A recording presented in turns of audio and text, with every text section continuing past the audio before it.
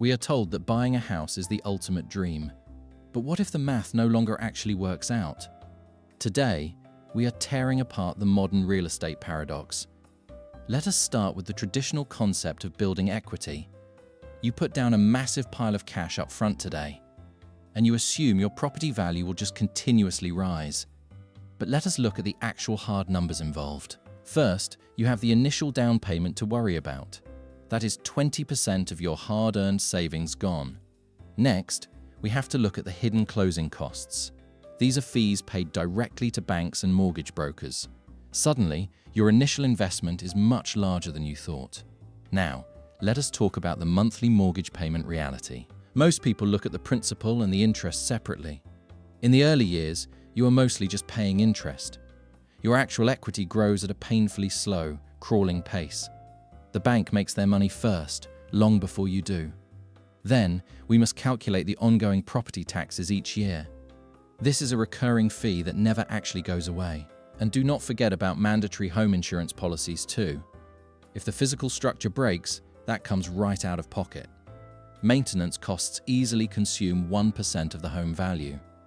When you add all these hidden monthly costs up together, your true monthly payment is staggering compared to standard rent.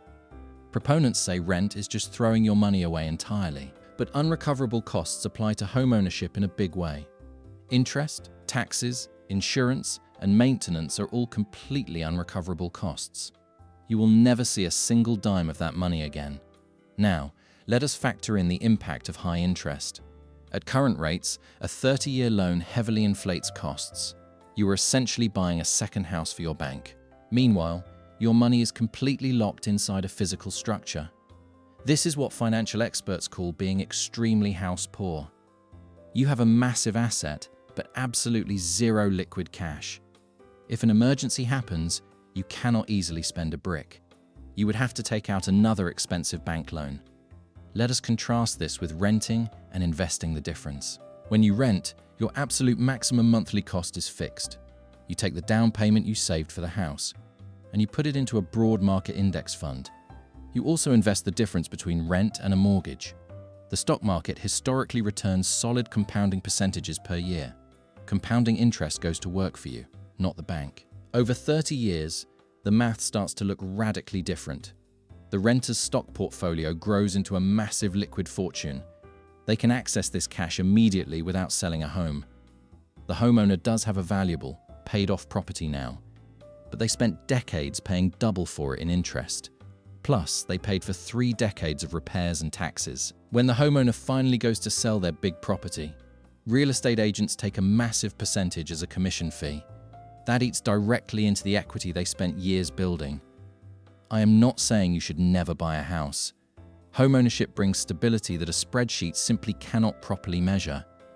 You get to manage the physical asset and the space. But it should be viewed strictly as a lifestyle choice.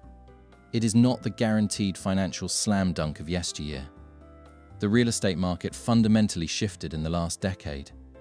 Wages have not kept pace with skyrocketing property market prices.